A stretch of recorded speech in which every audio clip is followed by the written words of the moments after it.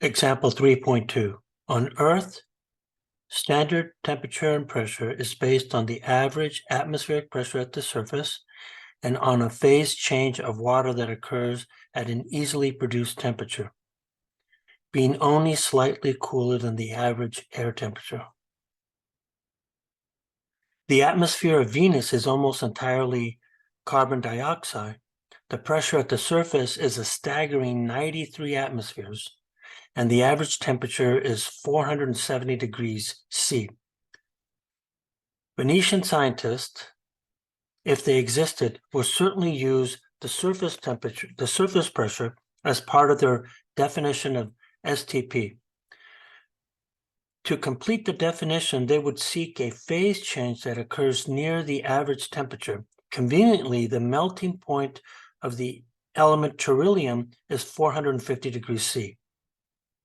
What are the A, RMS speed, B, the mean free path of the carbon dioxide molecules based on standard temperature and pressure on Venus based on the phase change of tellurium? Compare these values on Venus to those on Earth, and then physically try to understand what's happening in C. Now note they give us the radius of the CO2 molecule, which is a linear molecule. So now here we go. So we're going to define, we're defining the STP with tellurium.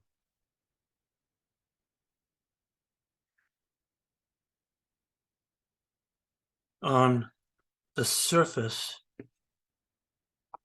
of Venus. So what that means here is that on Venus, we have atmospheric pressure, but this is 93 atmospheres. That's an Earth atmosphere. So when I convert that, I get 94.2 times 10 to the 5 pascals. And then I look at the boiling point of tellurium, and we see here is that this is at 450, but then converting, of course, to the Kelvin scale, this gives us 723 Kelvin. So these two values are now the standard temperature and pressure of Venus. So the first thing that we got to do here is that we want to calculate what is the RMS speed for this standard temperature and pressure on Venus. So here we go. So what I'm going to do here is that I'm going to use the molar form of the RMS speed.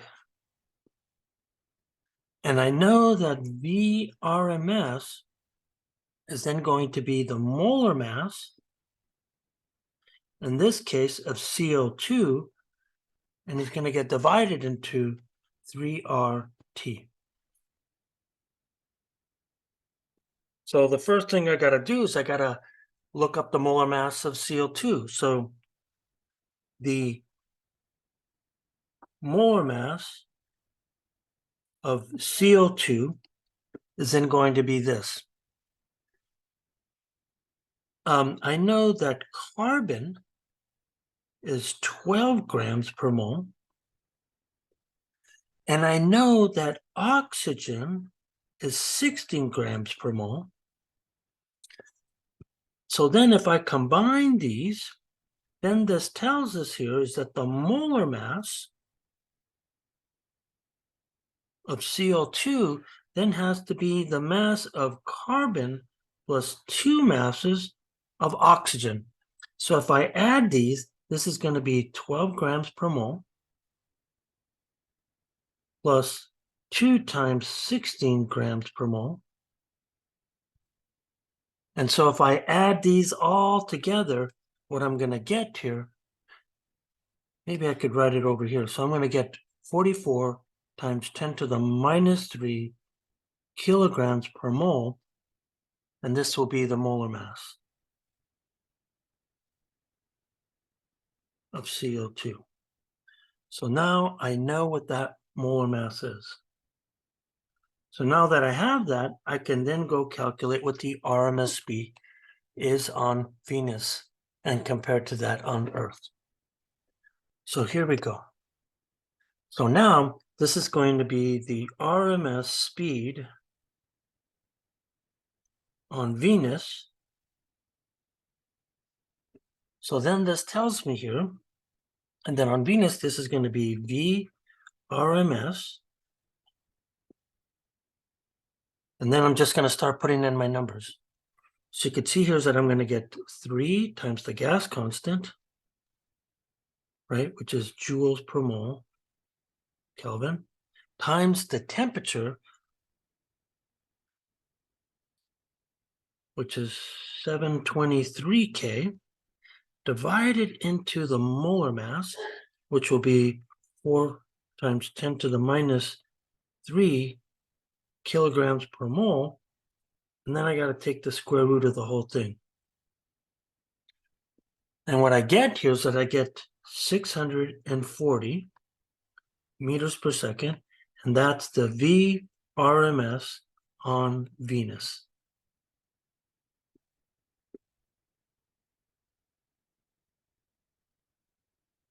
Now, if I do the exact same calculation for that on Earth, so the big difference here is the temperature, of course.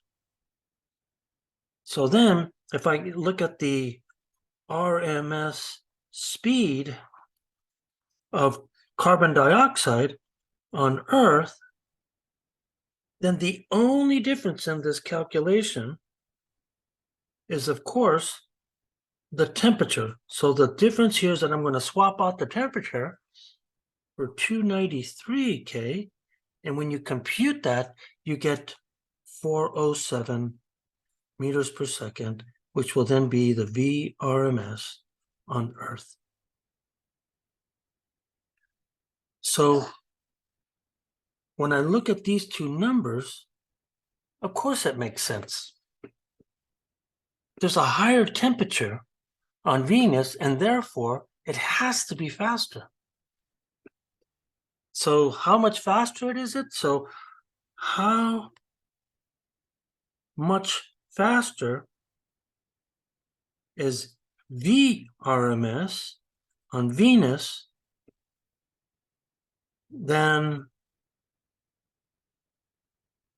VRMS on Earth?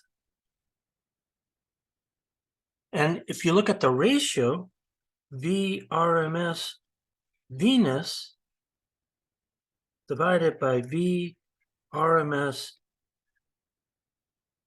Earth, well, that number is, if I look at that number, I'm going to get 640 divided by 407, and that gives me a number of 1.57.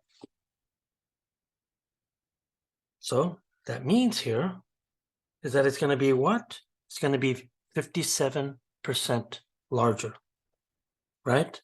So this, or faster. So as expected, the RMS speed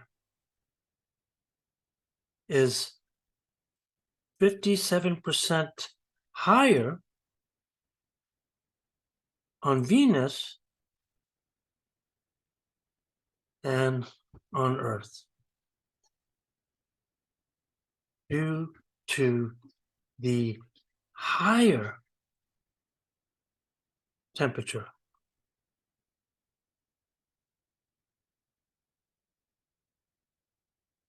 At the surface.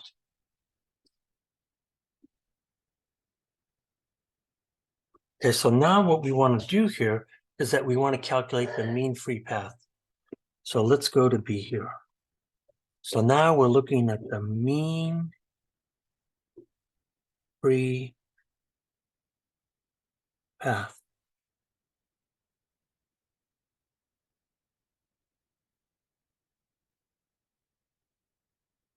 Now, we know what the mean free path is, so the mean free path is lambda, which then is what? 4 times the square root of 2 times the area times the number density, all into 1. Where again, r is the radius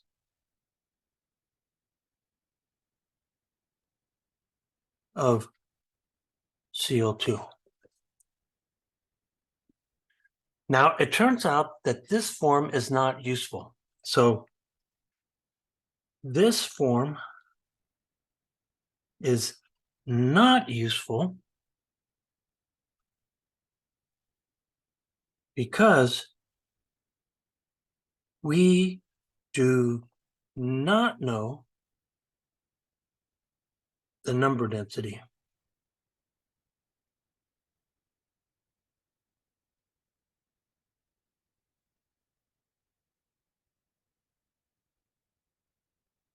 But what we can do here is that we can use the ideal gas law to compute this.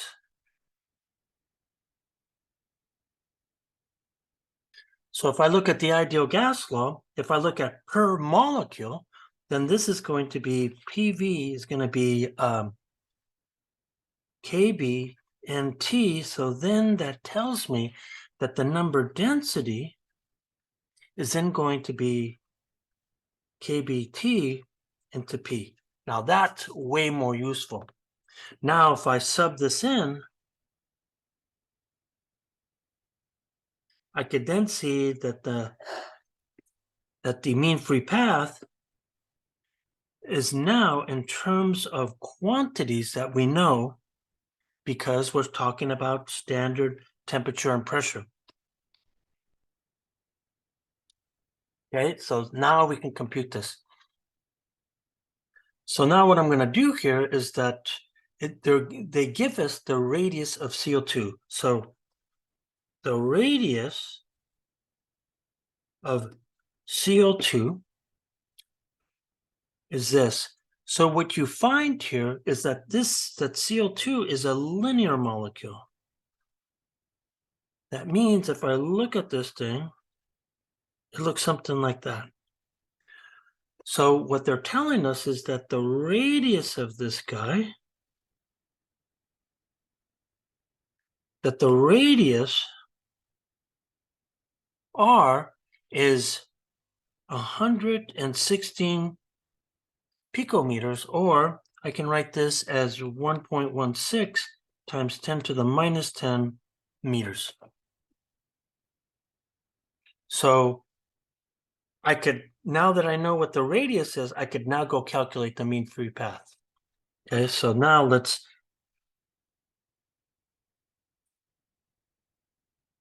I want to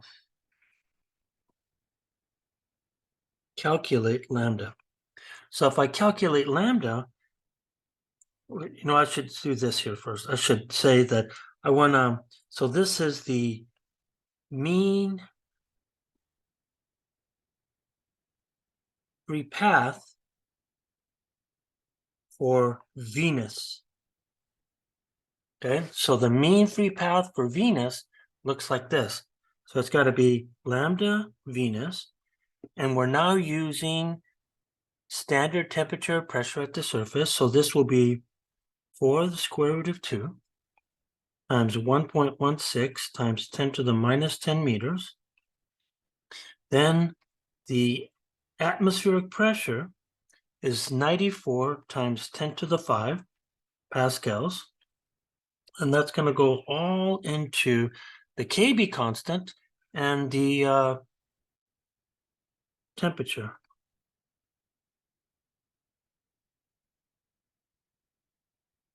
And then the temperature is 723 K. So when you compute this, you get 13.9 nanometers, which will then be the mean free path of CO2.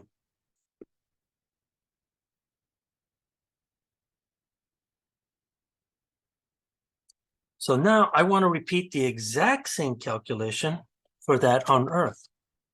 So now if I look at the mean free path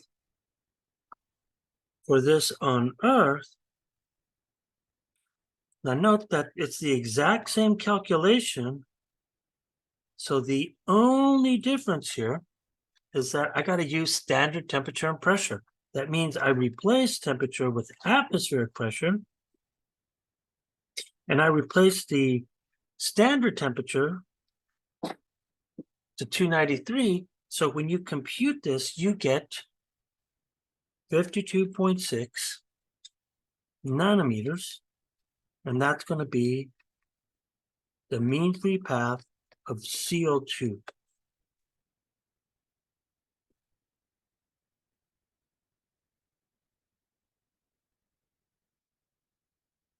So to see how much longer, so let me go back here and I'm going to ask the question,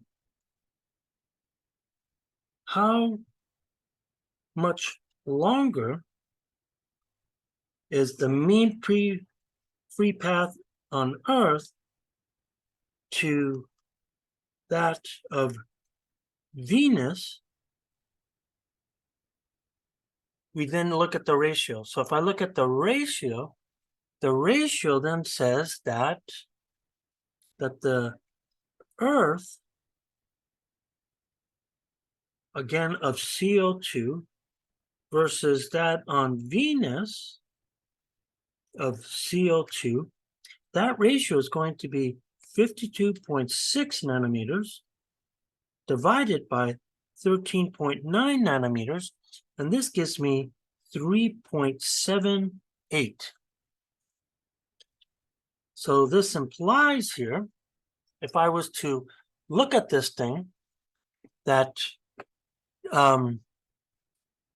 a CO2 molecule travels 3.8 times farther on Earth to that on Mars. Oh, not Mars, Venus.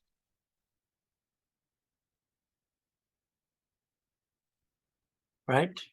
On Venus, before a collision occurs. So if I look at this thing, I mean, picture-wise, what does this really mean to? So I have two CO2 molecules. Okay, so let's say that this is my CO2 molecule here. And then down here, I have a CO2 molecule.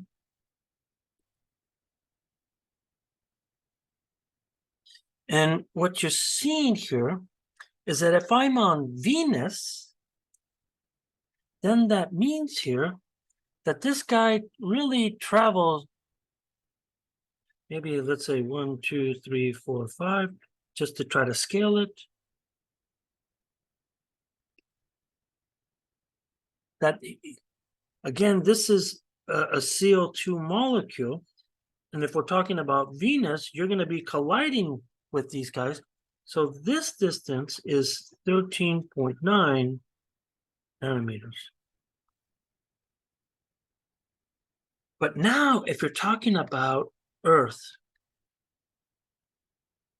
so this is about 5, so it should go about 12 squares. So I'm going to go 1, 2, 3, 4, 5, 6, 7, 8, 9, 10, 11, 12. If I did this right, so I'm going to say that over here, well, there's relatively little CO2 in the Earth's atmosphere. So, but this is an air molecule of N2O2. So when I look at this distance is 52.6 nanometers.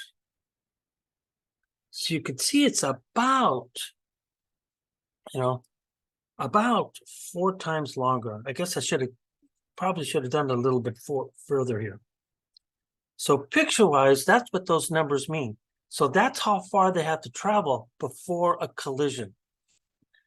Now, physically, what does this mean? So if I was to give a physical explanation,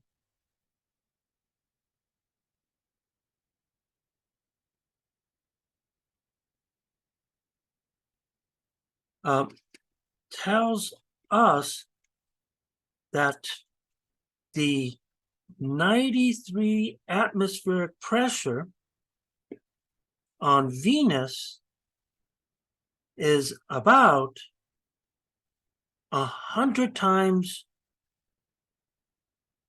larger than on Earth. So that means on Venus, the CO2 molecules, or the CO2 atmosphere, is much more compressed.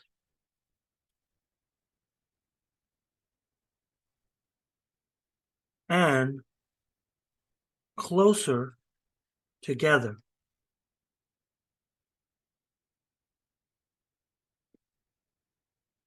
Therefore, a CO2 molecule on Venus does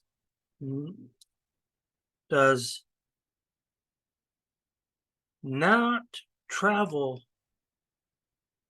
far before a collision occurs. So physically, that makes sense. So therefore, on Earth, they got to travel farther here.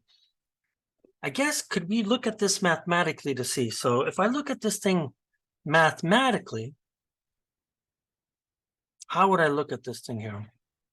So if I look at this mathematically,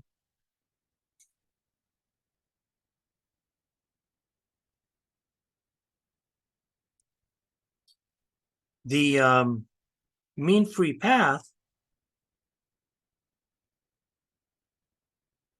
is this, but it's proportional to the temperature divided by the pressure. Now look at the ratios. So now look at the ratios of temperature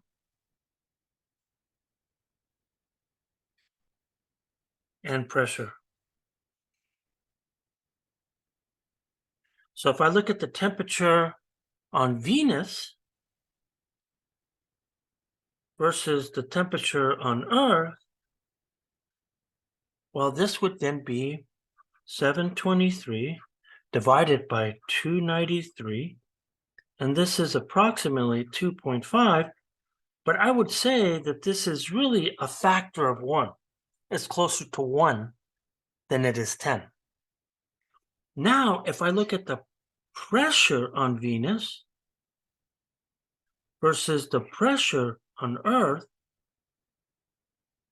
we see here is that this is 94.2 times 10 to the 5 pascals, and this is 0.1 times 10 to the 5 pascals. So this guy is about 93, so this is closer to 100. So you're seeing that right here, you're seeing that the pressure